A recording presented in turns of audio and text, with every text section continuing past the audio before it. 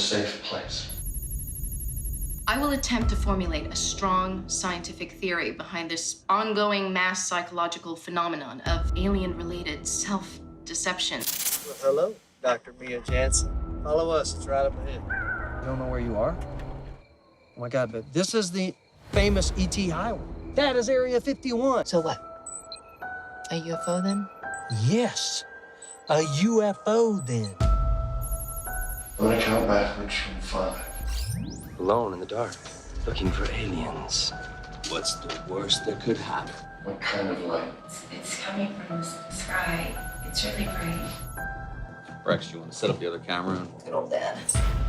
This is crazy. He's obsessed with his client's cases and his conspiracy theories, but I never saw him like this. It's all movie makeup and props. 4. Oh my God, I just saw something. I saw something right there. Right there. I'm not staying here alone. That can't be the same girl. What the hell is she doing? I don't know. This is not right. There's no way you saw him. He was He's here over a there. second ago. Too many unexplainable things have happened on this trip. What's going on? We don't know. Yeah, wait for me. Should we be filming this? We don't feel safe here anymore. Actually, I'm on your side. I didn't know we were on side. You are now. I do think we've captured evidence of something else. Charlie. Oh my God. What's happening, Charlie? Oh my God.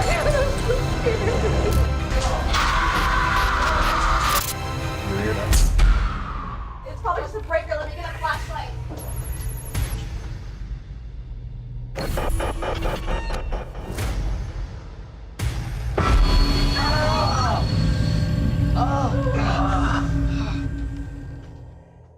All right, Chris, thank you very much for taking the time to speak with us.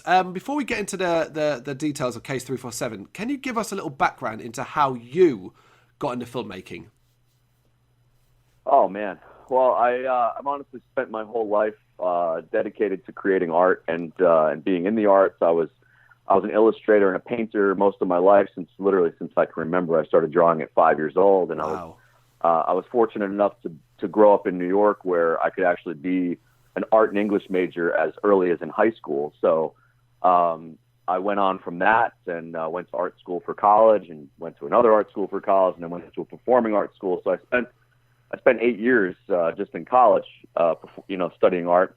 And I went to work for Miramax Films in the art department there. Was my first job, and then from there I worked on a film called Studio 54 that was written and directed by a guy named Mark Christopher, and I just fell in love with it. I fell in love with the community of artists that are all working in one collective force on one singular idea, and I just thought, this is it, man. This is what I want to do. And it was kind of such a collection of all the different facets of art that I studied, and seeing all these different departments of people, at the peak of their game working. I mean, Studio 54 isn't like an example of like it wasn't Avatar or something, but but to be working with the lighting department, the script department, and the art department, and the director, and everybody's there, or the actors, and you're just like, wow, it's so big, it's so incredible. Yeah. And I was definitely seduced by that immediately, and I started working.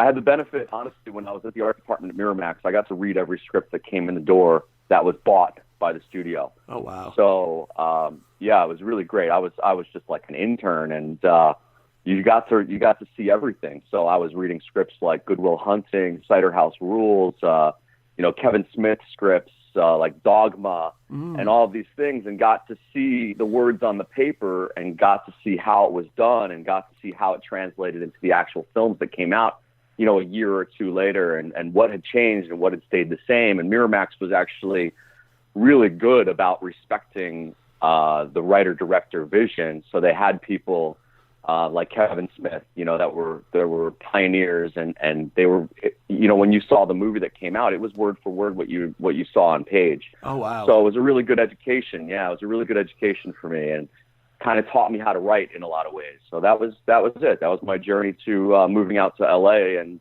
kind of doing my own thing, Okay. So at any of this stage during that period, then, did you always have an interest in horror?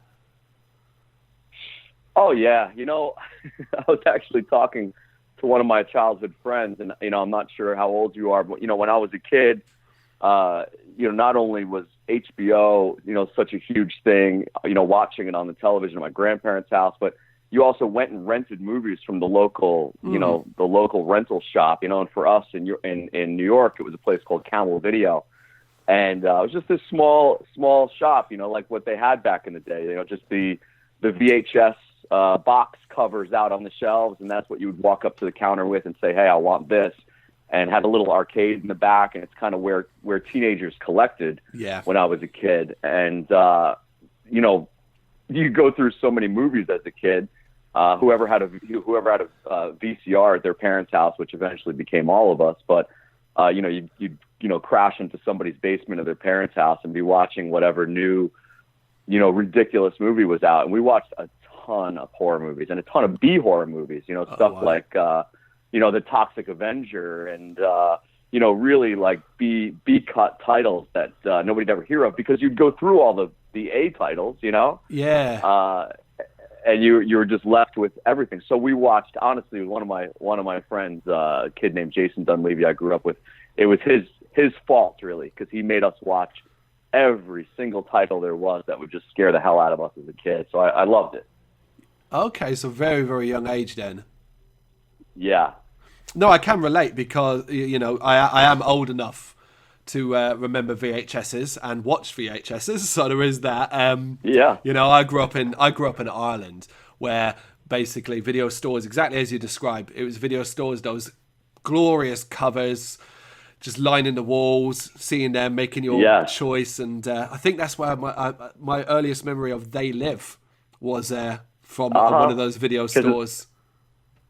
And you'd see the covers of these things were so impactful, like one of these classic zombie features where the zombie hand is reaching out from the earth, They were so powerful to be able to make that art the thing that, made you say, this is the one, let's watch this one, Yes. Yeah, really literally cool. Attention grabbing.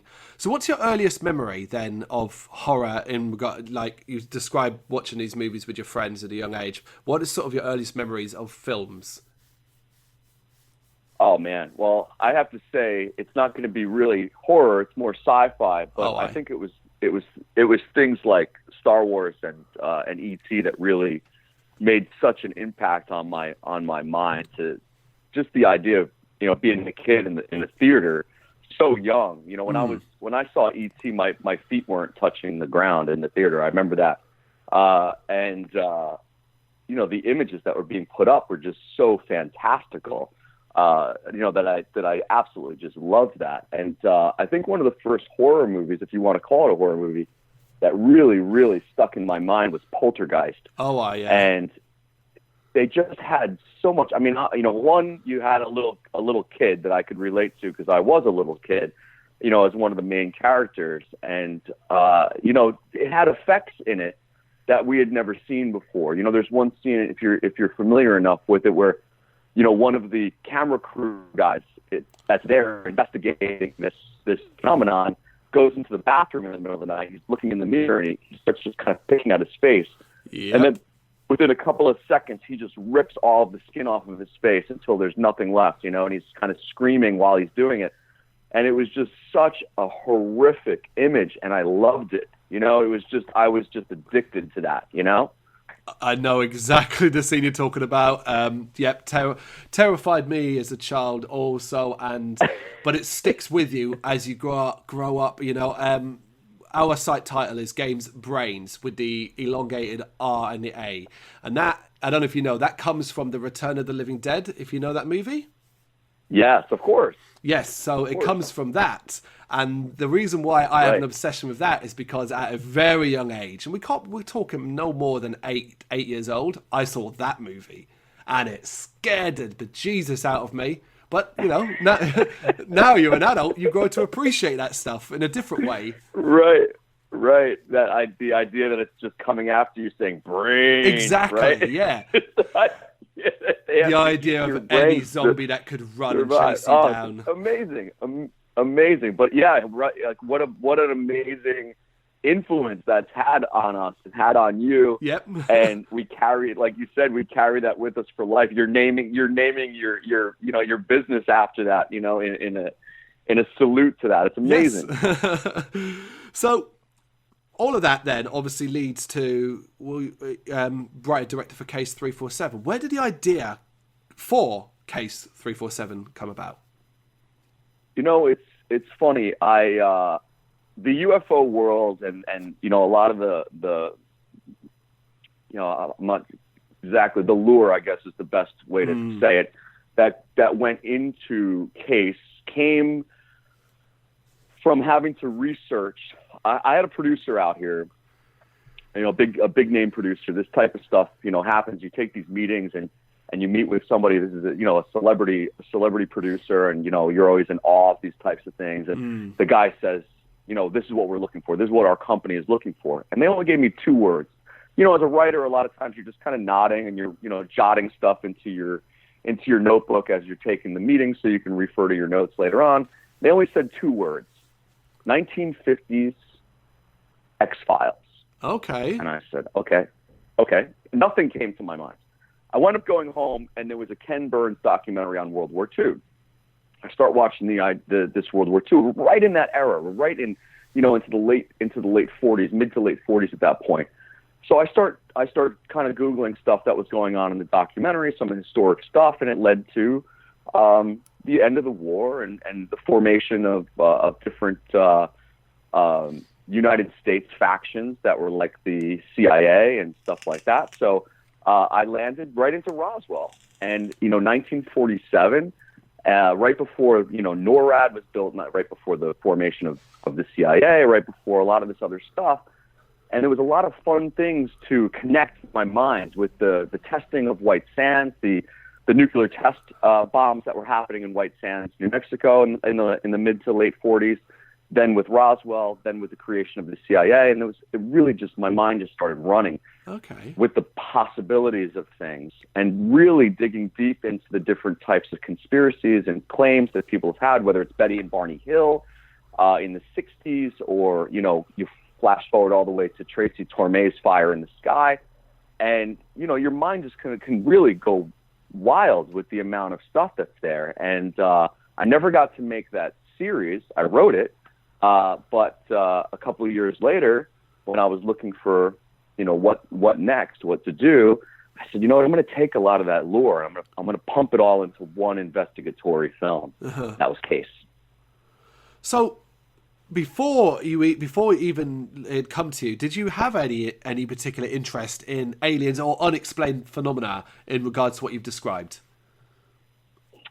It was always something. It's funny. My younger brother was always terrified by aliens, and he always said he saw things at his window and stuff. And just the idea of that is, kind of freaky. So, when you have somebody in your household claiming that they're seeing things, and he was a lot younger. He was 11 years younger than me, so he'd constantly be saying there was, an alien. He saw a face in the window, stuff like that. So it gets kind of freaky. So I've always been fascinated. And I did see. I come from an area in New York called the Hudson Valley. It's right above. If you go Manhattan, which is obviously the place that everybody knows in New York, and you just draw a line straight up, the next thing that happens above Manhattan is the Bronx, and the next thing that happens above that is Westchester.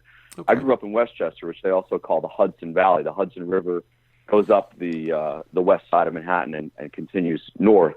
So you get 30 miles out, and you're in the Hudson Valley. There was a huge series of UFO sightings in the 80s, and I saw one of those.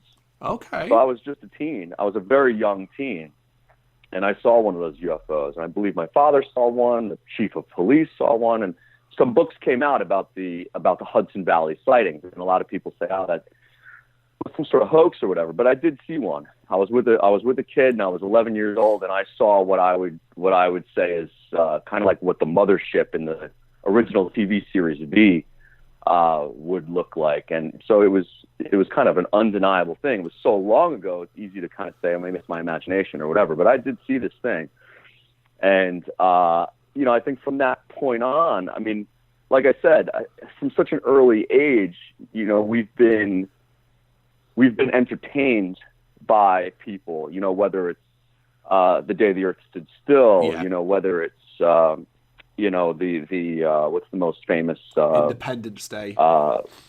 Right, even before that, the radio show that came out. War of the Worlds.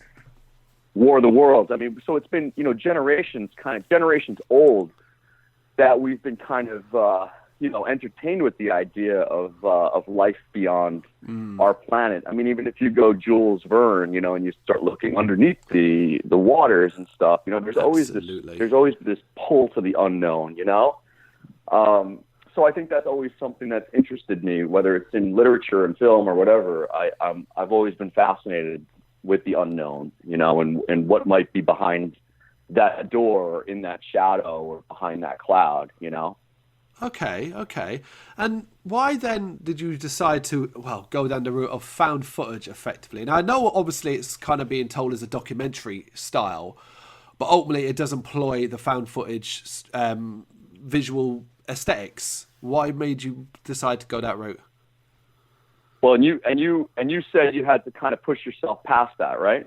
Yes. The idea of found footage. And hey, man, you and I both. I'm not a found footage fan per se. I've seen found footage movies that have worked for me, but overall, if somebody was to say, "Hey, you got to check out this movie, it's found footage," I would already probably be like, not for me, you know. And I did it for two reasons. One, I've never really seen it done in an alien capacity. There's been a couple of like little pokes at it, but I've never seen it done the way that we did it. So I saw kind of an opportunity. And the other thing was about having a budget that would work and be able to tell the story that I wanted to tell within the budget constraints. So I was literally on a movie set, and it was a $1 million budget film, which is a very small budget film in the, you know, the scheme of Hollywood. But even with that, I was looking at this production. I'm saying, where did this money go? And we have a line of trucks and trailers up and down the street, and it's one location, and it's not very big actors. And I'm just saying, where the hell did the money go? And you just look around, and it gets eaten up by the people that are there. It gets eaten up by obviously the trucks, the equipment, the lighting department, the camera department, the sound department.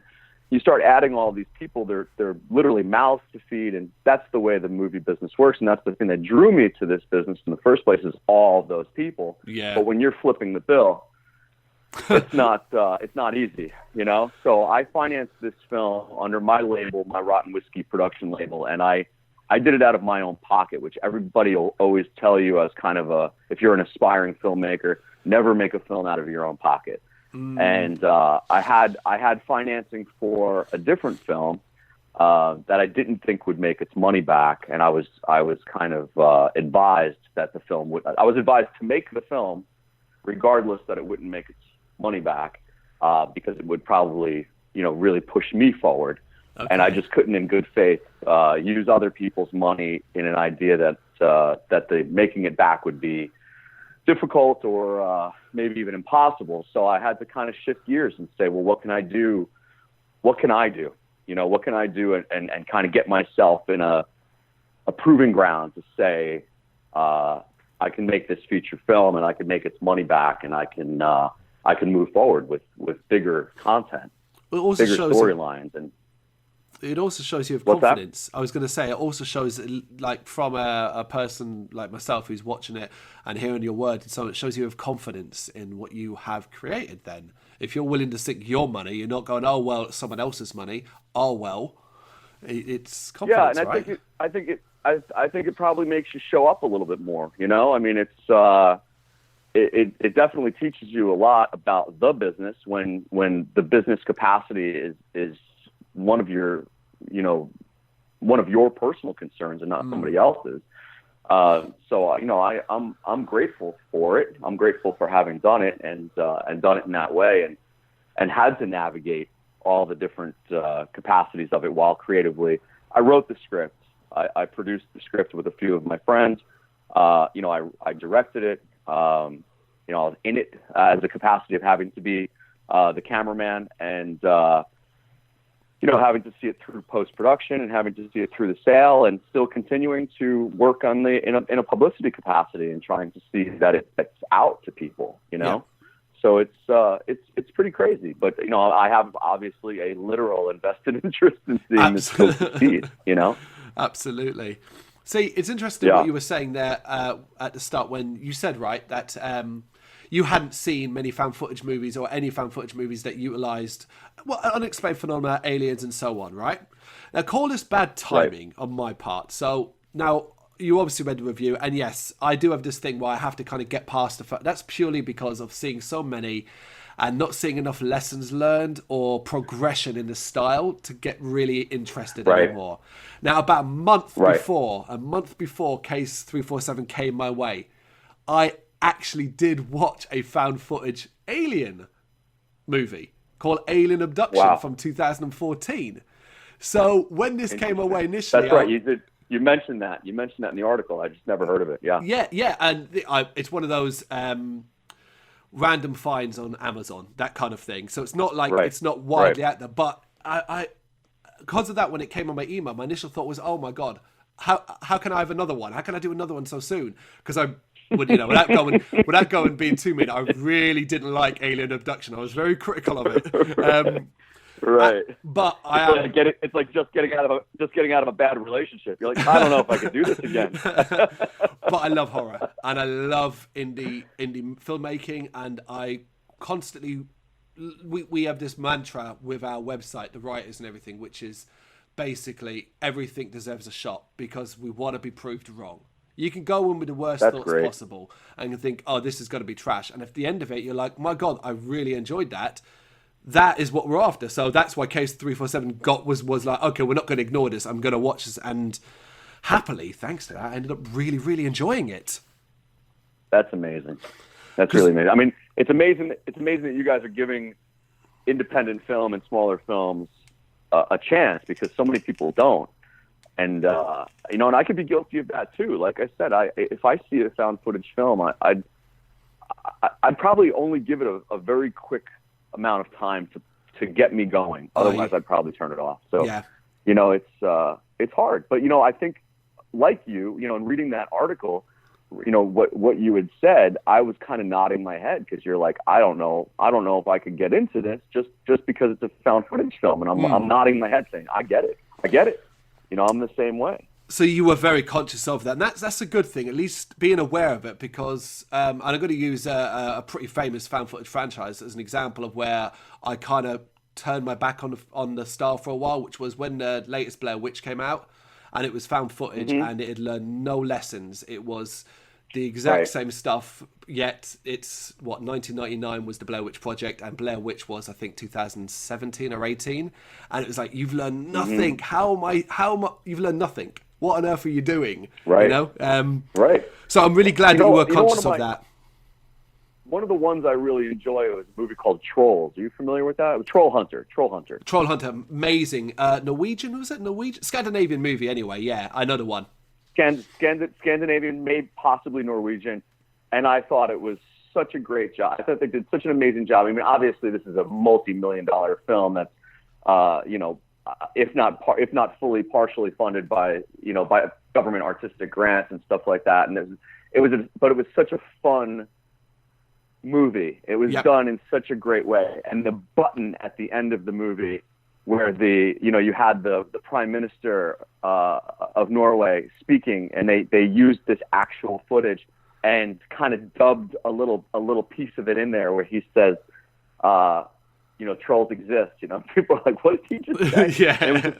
It was just such a perfect, and the way that they used like the power lines as kind of like borders for them, and all these just they were using the environment to help tell to help kind of justify their lure. And I just thought it was perfect. I mean, obviously the effects were beautiful, but as a story, the way it evolved, the way that they were justifying the cameras being on, I just thought that's a found footage movie. That's a found footage movie that I could get behind. And that, like, again, that's probably a multi-million-dollar budgeted movie, but granted, executed in my mind, perfectly within the genre, you know? It is easily one of the best examples you could possibly pull out for it. But your film has those elements as well. You have one of the most important aspects to have in a found footage.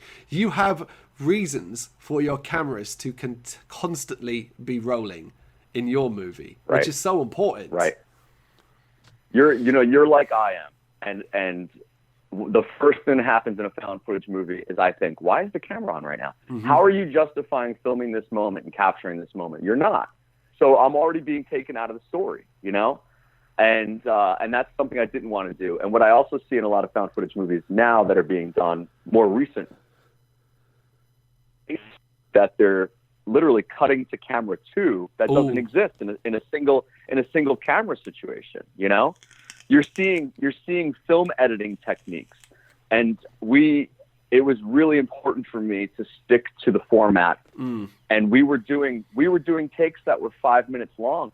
You know, takes where the choreography of the moment had to be so perfectly executed because, that was actually the hardest part. What I thought was going to be the easiest part with eliminating traditional camera department, we wound up having theatrical performances, like stage performances, because the blocking and performances had to be so on cue for us to be moving through a space that nobody could screw up. And, normally when you're cutting a film, you're cutting in and out of a conversation. You could be cutting, I could be using your line from take 7. I could be using my line from take 17. Yeah. In this instance, we're all using take 3. Everyone. There's 7 people talking in that scene. Everybody's on take 3, because that was the one that it worked the best overall. So it's really, really, really difficult to get a nuanced performance because I was so adamant about sticking to the format. Well, it adds, as very importantly as well, it adds a level of realism. Bear in mind, your story ultimately has fantastical elements to it. Whereas then found footage has naturally got to ground it in reality. So the combination of the two, the balance, getting that balance right isn't the easiest thing, but I think it's something that works in Case 347. Well, that's probably the biggest compliment that you could give me, because that's my most important in all of my writing. The most important thing to me, I don't care if we're on the moon or if we're 7 million years into the future or, wherever I might be telling a story, grounded reality of the way that people act and interact and react is very important to me. So that's a really great compliment. I really appreciate that. Oh, no worries. So one of the more impressive things about the movie in my eyes, right, is how it combines what are seemingly sometimes paranormal style experiences with the overlaying threat of something alien. Was that something you were specifically aiming for? Absolutely. I wanted to try to encompass as many experiential things that might be kind of people's fears of the unknown in this capacity, and play in the idea that, wow, maybe even something like waking up with a nosebleed, maybe even something like, a headache, a ringing in your ear, or, there's a movie coming out pretty soon about, nighttime paralysis, that idea that you wake up and you can't move. And I think the lore happens that there's a lot of people see a witch in their room at this time. So I think somebody's playing on that horror idea. So I just wanted to try to blend as many different things to the table that, could mess with you, after you watched it. Enough things that could bother you when you try to go to sleep that night, I guess. Brilliant. You've already highlighted. I was going to highlight 2 particular scenes that really stood out for me. Now, I'm a guy who I don't consider myself easy to chill. Not scare, but chill me. Like, get my hair standing up the back of my neck. I've seen too much horror. However, twice in Case 347, you managed it. And it was using things that... and you were using things that... Well, you touched upon one of them already, which was nighttime paralysis, and it involves a character being held down by something unseen potentially, or is he just suffering nighttime paralysis? And the other is the girl on the highway scene, which was probably, well, I'd put that's my favorite moment in the movie, purely because of how that makes me feel personally. If I was driving down the road late at night and I saw someone like that, how would I react? Yeah. You know? Right. So you've got to be quite proud that you managed to make a chilling movie that, which is really impressive, doesn't rely on jump scares. That's great. That's really great. Yeah, it's funny. You have to be creative. You know, you have to be creative when you don't have the budget, and I think a lot of times that makes you have to, you know, like you said, not rely on the jump scare, because, you know, we only really have 2 jump scares in the film, in my mind, you know, that I could really get, you know, an audience going. And in the premiere, it was nice because you have a full house full of people, you know, on the big screen, and those 2 moments played beautifully. But I had to do it in such a way that it was just such a surprise, like almost like walking into someone, you know, in a crowd that you don't expect to be there. And that was a fun thing to be able to do because of the camera technique. And then again, you know, you have different moments where, because of the camera technique, you can't use maybe other, you know, camera techniques that would normally be the thing that creates a jump. You know what I mean? Mm-hmm. So it does make you have to think, you know, as a filmmaker, this found footage thing. You know, it's tricky. Absolutely, and I don't think people necessarily realize that as much as they should. It's often seen as it's a lazy and cheap way to make a movie, whereas actually a lot goes into it. Right. Well, I will say it's cheap. It's cheap. It's a cheap way to make a movie, but it is certainly. I mean, if you're a filmmaker, I've made 2 short films, 2 half-hour short films, and I directed a web series and things like that. I've never done a feature film before, but I've also never worked in a found footage capacity. I've never written in a found footage capacity, and I've written, I think, 12 scripts overall, and this was the hardest script to write because of the justification of the camera being on, because of the justification of how to create a moment that might be scary for someone, you know. And then be able to tell the story I wanted to tell. So it was like you said, it's cheap, but certainly not easy. Well, it's interesting you said it as well, because I imagine one of the harder things to write as well was, so you have a great cast who play their characters really, really well, but the overriding feeling that occurs quite early and then stays with you to the very end is how out of their depth they are. Like, once you kind of start to get a feel of what might potentially be going on, they're so out of their depth that you almost can predict where this is going to go, but without actually being able to predict the final moments.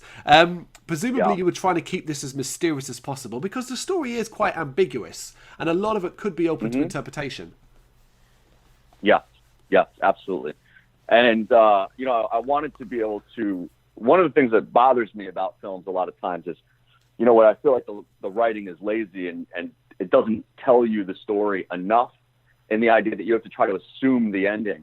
And I certainly didn't want to do that, but I definitely wanted to leave things ambiguous enough that people could kind of draw their own conclusions throughout the film, or even look back and kind of wonder, was this always the way that this character wanted things to turn out? Was this, did these guys have the best intentions? Did these people know what's going on right from the get-go? You know, things like that. The other thing about this film originally was about 5 minutes longer. Okay. And they wanted, people wanted to see a little bit of a snappier version. They wanted to push it through a little quicker, which is kind of always, from what I know, you know, there's always these director's cuts that are like a half hour longer and stuff like that. The directors always have this, you know, more of a masturbatory vision of what it is that you should be seeing, you know? I probably told more in different versions. And there was also different script versions where I probably told more.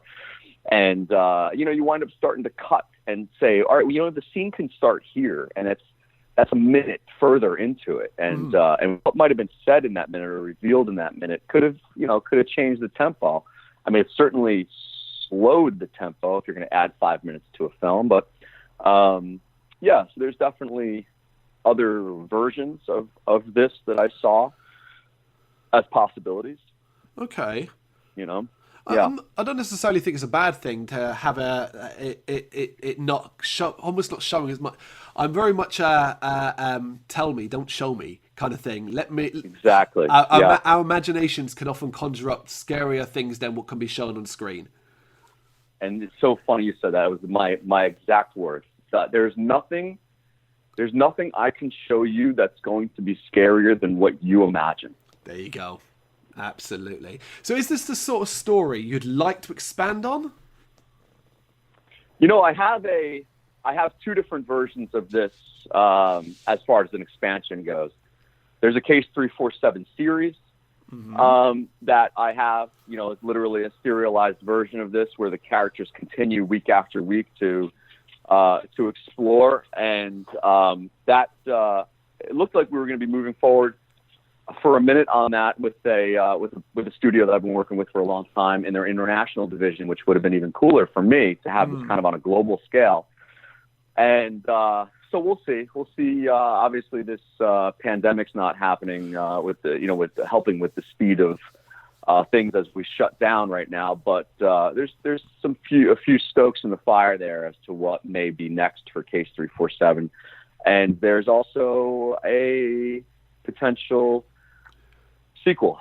So I've already plotted that out as to what that would look like, really scene by scene. So I've hit like a beat sheet already on what a sequel would be. So if it's really well received and there's a call for it, I already have the story. You know. Fantastic. I'll wait news on that with bated breath, man. That sounds fantastic. Thank you, man. Yeah.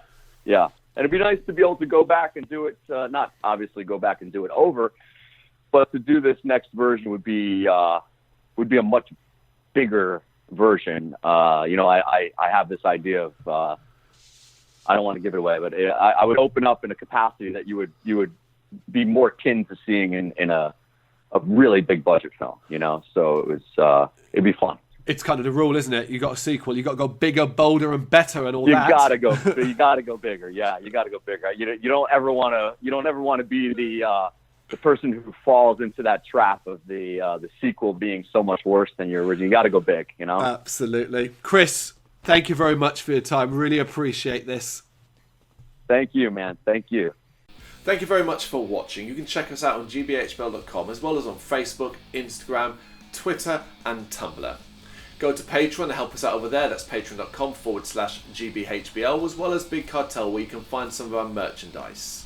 We have a podcast running on SoundCloud and Apple Podcasts. And of course, if you like this video, do us a favour, hit the subscribe button and help the channel grow. Games, horror and heavy metal. What else is life for?